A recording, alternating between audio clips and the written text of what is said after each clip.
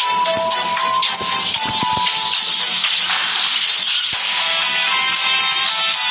the battle. Be the legend. Join the battle. Be the legend. Join the battle. Be the legend.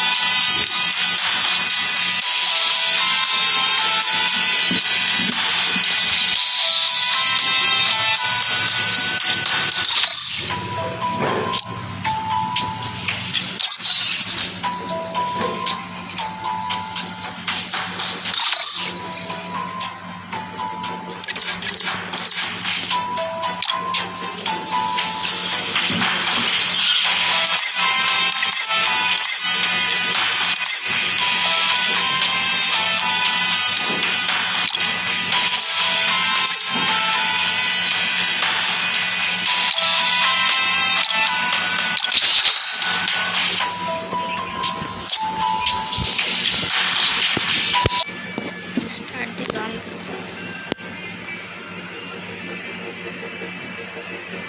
Free Fire India is set in a virtual...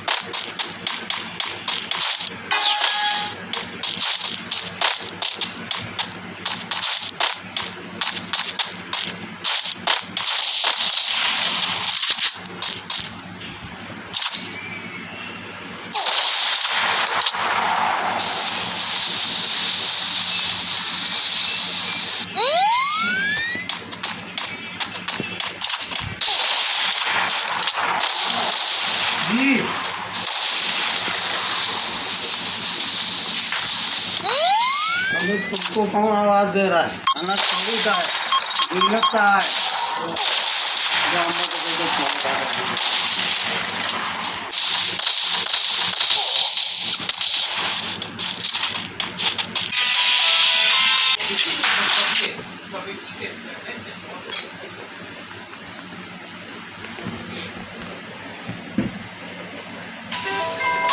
Free Fire India is set in a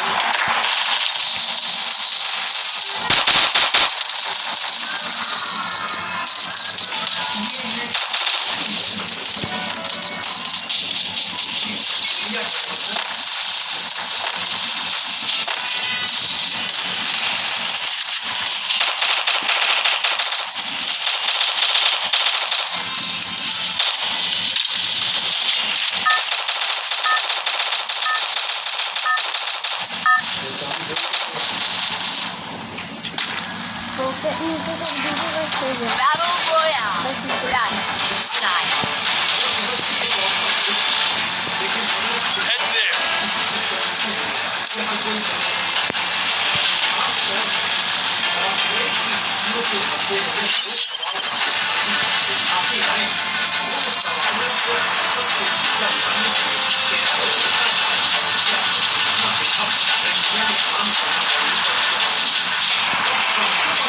Help me!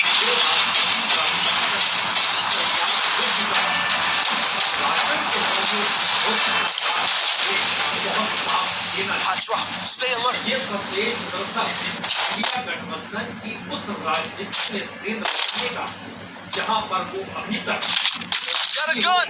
SC, ST या minorities का सवाल, इन तमाम सवालों को कूद कर किस तरीके से राष्ट्र एकता के आगे राष्ट्र परोस दे और अपने निर्वाचन के जरिए बदला दे, क्योंकि सरकार ने कैसे गजब का काम किया और रास्ते के निर्वाचन तो फिर ऐसे में जवाब कौन देगा, कैसे देगा, यह रणनीति का एक लेकिन इसके भीतर के जो अलग अलग मुद्दे तो के पीछे व्यापक तौर पर रेंग रहे उसकी सबसे बड़ी मीडिया उन बातों का जिक्र है, क्योंकि हर कोई जानता है कि 272 लेकिन सवाल ये और आप उनके संख्या को हटा दीजिए तो सिर्फ 16 राहुल गांधी अब विपक्ष के नेता के तौर और वो ये मन बना चुके हैं कि जितनी भी नियुक्तियों जो अपोजिशन होती है और उसकी जो अपनी सोच होती है उसको समझ कर के जनता के बीच सीधे ले जाना और तकरीबन 1 दर्जन नियुक्तियों की किसी भी हालत में पहली बार ओम बिरला अगर इस Help me! खुले और जब के 10 फर्क से तो आप Capture the revival point. लेकिन इन मुद्दों को कांग्रेस या इंडिया गठबंधन ना उठाए Capturing the defense airdrop. और एनडीए के पास उसने इस वोटिंग के दायरे के इर्द बनानी शुरू कर और सबसे बड़ी बात Help me! कि महाराष्ट्र और झारखंड के चुनाव से पहले क्या कहें महाराष्ट्र हरियाणा और झारखंड तो 3 Capturing the revival point. लेकिन उससे पहले 2 महीने के भीतर 240 का आंकड़ा 272 तक हो सकता है तोड़ेंगे और तोड़ेंगे तो क्या वो खामोशी के साथ टूट जाएगा या राजनीतिक तौर पर उसे कमजोर कर दिया जाएगा। इंडिया गठबंधन या कहें राहुल गांधी के सामने ये बड़ा सवाल है कि खुद पॉलिटिकल पार्टी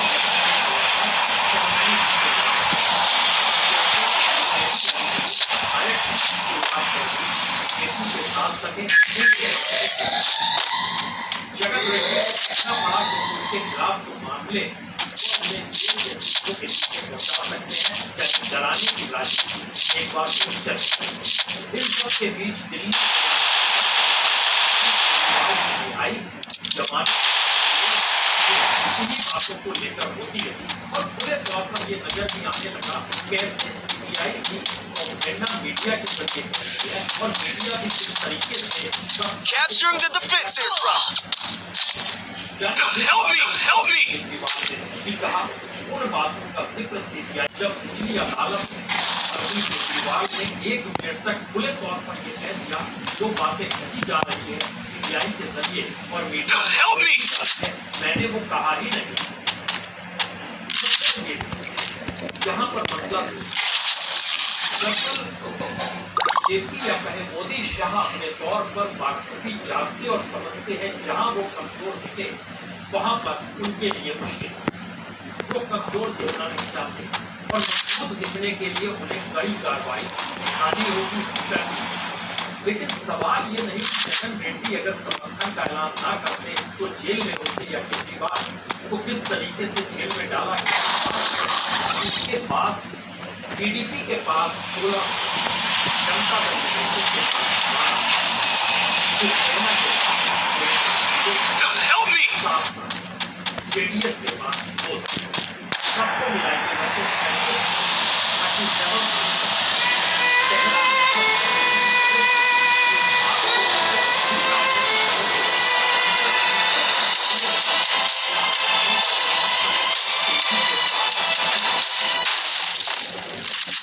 आप कहेंगे ये कैसे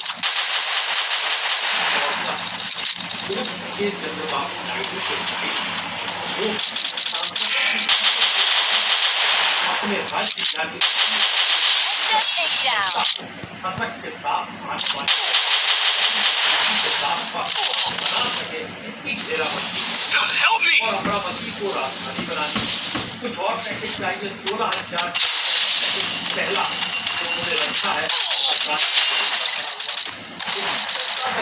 क्योंकि चाहती है चुनाव जल्द और चुनाव जल्द ना हो इस दोनों राजनीति के भीतर में कितने सांसद जीते या कैसे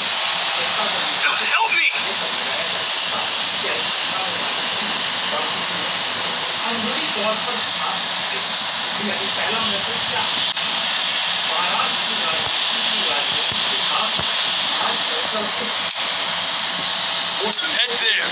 स्पीकर को लेकर हुई लेकिन वो बहुत ही नहीं है तो ऐसे में अगला सवाल है कि महाराष्ट्र का अगला मुख्यमंत्री विधानसभा चुनाव के बाद कौन कांग्रेस पर ताकत के साथ ऊपर आगे Help me! अपने तौर पर दिल्ली और मुंबई दोनों को साधने के लिए शरद पवार की अपनी साथ और राजनीतिक तौर पर आखिरी वक्त में जब ये तय हो गया कि वोटिंग नहीं होगी तब प्रस्ताव के तौर पर सुप्रिया सुले आई उन्होंने देश का समर्थन किया यानी कांग्रेस का विरोध लेकिन सुबह तक साफ नहीं पूरी तरह सबसे पहले बात उन्होंने Good job. और बीजेपी प्रयास रखने का संभव है कि महाराष्ट्र की पूरी राजनीति का अगुवाई करने की राजनीतिक संकट उद्धव ठाकरे के 9 सांसदों के आश्रय जो भविष्य में क्या अपने Head there. Head there.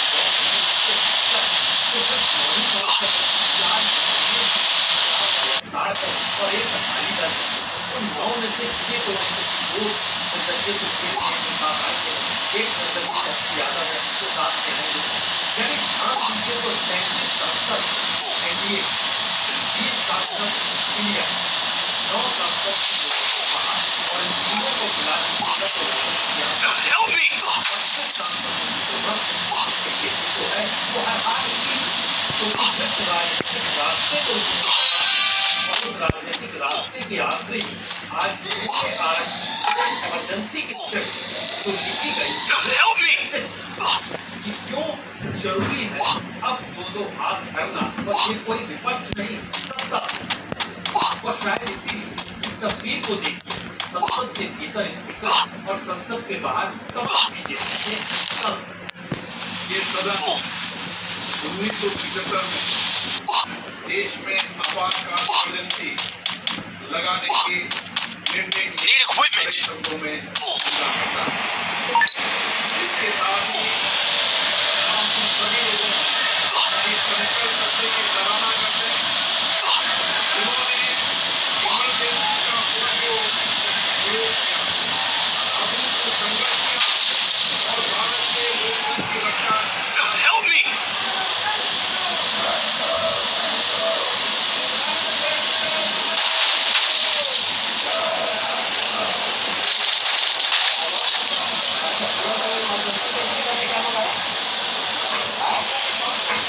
Help me!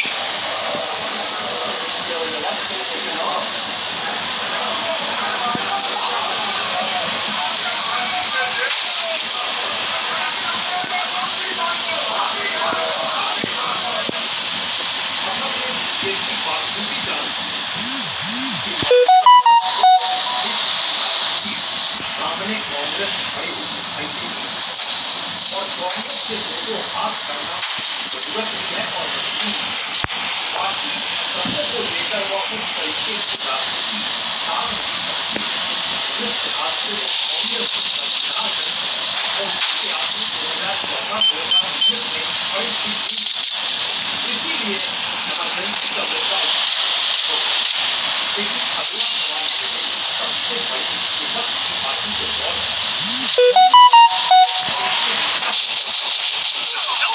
और कोई भी अपने सवाल करे कि जो एक प्रकार से ज्यादा अलग अलग संस्थान होते हैं उसमें वृत्तियां उसमें राहुल गांधी क्या होने वाली है और सबसे और पर्दे के पीछे ये बहुत साफ तौर पर है कि दरअसल अब हर युक्ति को लेकर जो पार्लियामेंट में जिस तरीके से स्पीकर और डिप्टी स्पीकर चाहे एनडीए ले ले लेकिन अब हर युक्ति राजनीतिक तौर पर जनता के बीच से कैसे हो सकती है आप तो दरअसल ध्यान दीजिए बीएसपी रिटायर हुए उसके बाद अगला इलेक्शन कमिश्नर होगा वो अगला इलेक्शन कमिश्नर जो नियुक्त होगा उसमें राहुल गांधी की मौजूदगी होगी हालांकि प्रधानमंत्री होंगे मंत्री होंगे तो दो एक से तो ऐसे ही हार है लेकिन जो सवाल